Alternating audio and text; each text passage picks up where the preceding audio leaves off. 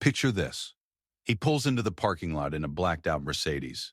Sunglasses, clean watch, shoes that cost more than most people's rent. At lunch, he picks the restaurant. He never looks at the right side of the menu. On Instagram, his life looks like a highlight reel. Vacations, dinners out, bottles at the table. And everybody in the office assumes he has it figured out. He has $400 in his checking account. The car is leased. The watch is on a credit card he's been carrying a balance on for 2 years. The vacation photos were from a trip he financed with a buy now, pay later app and still hasn't paid off. And his savings account, the one he hasn't touched in months, has $1,200 in it. This is what quietly broke looks like in 2025. It doesn't look broke at all. That's the whole point. I'm going to walk you through 13 specific signs that someone, maybe someone you know, maybe someone you see in the mirror, looks completely fine on the outside but is one bad month away from real financial trouble. This isn't about judging anyone. It's about recognizing the patterns before they become your permanent reality. If any of these hit home, subscribe, because we talk about real money behavior on this channel every single week. Sign 1. They drive a car that's eating them alive. From the outside, it looks like success. New car, nice badge on the hood. Maybe it's a BMW, maybe it's a Benz, maybe it's a loaded truck with every option. People notice it. That's the whole idea. Here's what's actually happening. The average new car payment in America right now is $767 a month. Over 20% of new car buyers are paying more than $1,000 a month just for the car. Not insurance, not gas, not maintenance, just the payment, and 80% of new vehicles are financed, which means most people are paying interest on something that loses value every single day. The financial rule most wealth builders follow is that your car should cost no more than 10 to 15% of your annual take-home income. Thomas Stanley founded his research on actual millionaires that more than a third of them buy used cars, and more than half drive something that's at least 2 years old. Real wealth doesn't need a new car every 3 years. The performance is for everyone else's benefit. Sign 2. Their wardrobe is funded by a credit card they can't pay off. The shoes are real. The bag is real. The sunglasses are not fake. But the money behind them, that's another story. Nearly 40% of American luxury shoppers finance their purchases. Credit cards, buy now, pay later services, store financing, that $800 belt, that $1,400 handbag, that $500 pair of sneakers. The item is sitting in the closet. The debt is still sitting on the statement. What makes this so insidious is the psychology behind it. Psychologists call it conspicuous consumption, using visible, high-status items to signal a social position you haven't actually earned. The brand communicates something to the world so you don't have to. But while the world sees the logo, the credit card company sees the interest. At the average credit card rate right now, over 20%, a $1,500 designer purchase carried for 2 years ends up costing over $2,100. That's a 40% markup for appearances. Sign 3. No emergency fund. None. Ask most people about their emergency fund, and they'll tell you they have one coming. 1 in 3 Americans say they have no emergency fund at all. And the median emergency savings balance in the U.S. right now, according to a survey by Empower, is $500. That is 1 car repair away from a credit card charge, 1 medical bill away from debt. Here's where it gets wild. This isn't just a low-income problem. A BlackRock survey found that even among full-time employees who actively contribute to a 401k, the median emergency fund balance dropped $5,000 in a single year. High earners are watching their cushion shrink while keeping up the lifestyle around it. 3 to 6 months of expenses is the floor. If someone earns $80,000 a year and has $500 set aside for emergencies, they are not wealthy. They are 1 layoff away from disaster, regardless of how the Instagram feed looks. Sign 4. Every raise gets spent before it arrives. This one is everywhere, and almost nobody talks about it. Someone gets a promotion. Salary goes from $65,000 to $80,000, and within 6 months, they're just as stretched as they were before. The raise evaporated. They just don't know where it went. Economists call this lifestyle inflation. Psychologists call it hedonic adaptation. What it means in plain language is that humans adjust to their new normal almost immediately. The nicer apartment felt like a luxury for about 60 days. The better car felt special for a month.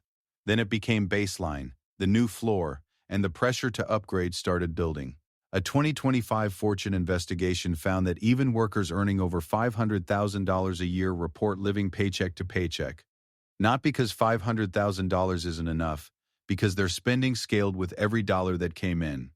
More money, same financial position, just with a higher-end backdrop. Sign 5. They only make minimum payments.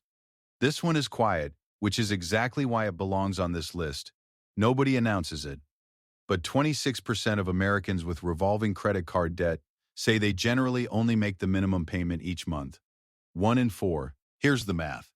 The average American carries about $7,900 in credit card debt. At the minimum payment on that balance, roughly $132 a month, it takes over 7 years to pay it off. And by the time it's gone, you've paid nearly $3,600 in interest alone on top of the original balance. That's money that left your life and built nothing. No equity, no return. Nothing. The person making minimum payments while wearing designer shoes is paying a monthly subscription fee to look wealthy. They're just not aware of it. Sign 6. Their social media is a financial liability.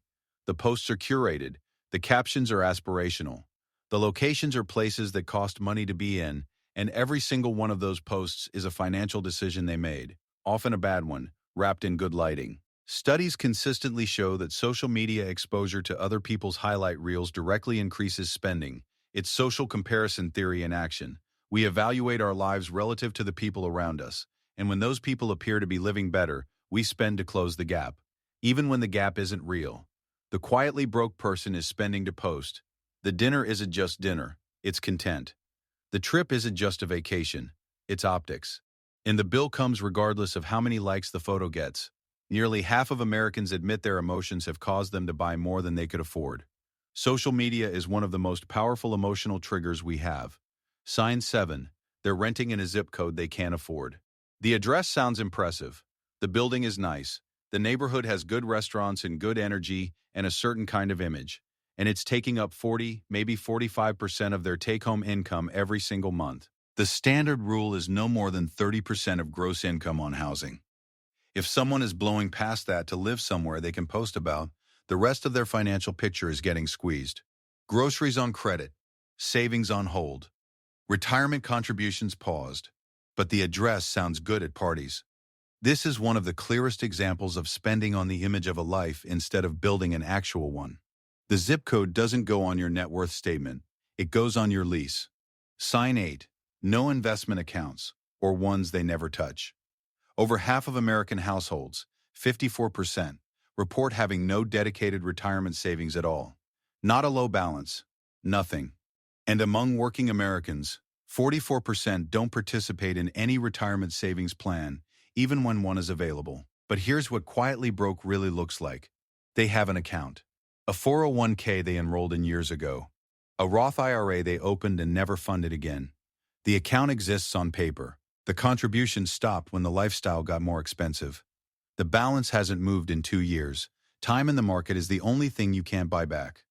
A 35-year-old who stops contributing for 10 years doesn't just lose the contributions. They lose the compound growth on those contributions for the next 30 years. Every dollar not invested today doesn't cost you a dollar tomorrow. It costs you several. Sign 9. They're uninsured or underinsured because it felt like an optional bill. This one hits different because it's invisible until it isn't. Someone is buying premium sneakers, paying $800 a month for a car, and skipping health insurance because the premium feels like too much. Or they have the minimum plan, the one with the $8,000 deductible, because the monthly cost of a real plan felt like it didn't fit, until something happens. The average cost of a 3-day hospital stay in the United States is around $30,000. One car accident, one broken arm, one appendix, and the person who looked fine financially is suddenly carrying a debt that dwarfs everything else they owe. Real wealth isn't just about what you accumulate, it's about protecting what you've built. Skipping insurance isn't frugality, it's one of the most expensive bets a person can make. Sign 10. Vacations are financed, not funded. The photos are beautiful, the location is real, the memory is theirs, but so is the payment plan they came home to. 1 in 5 American travelers now uses a buy now, pay later service for their summer vacation. About 30% of people who put last summer's trip on a credit card still haven't paid it off. A vacation that costs $3,000 and gets carried on a credit card for a year at 22% interest ends up costing roughly $3,660. They paid a $660 tax on a trip they already took. Experiences are worth spending on when you have the money. Financing an experience is borrowing from your future self to impress people in the present. And the people you're trying to impress are likely doing the exact same thing. Sign 11. They talk about income, never net worth. The quietly broke person is fluent in salary. They know what they make. They'll tell you what they make. They compare jobs by income. They measure success in income.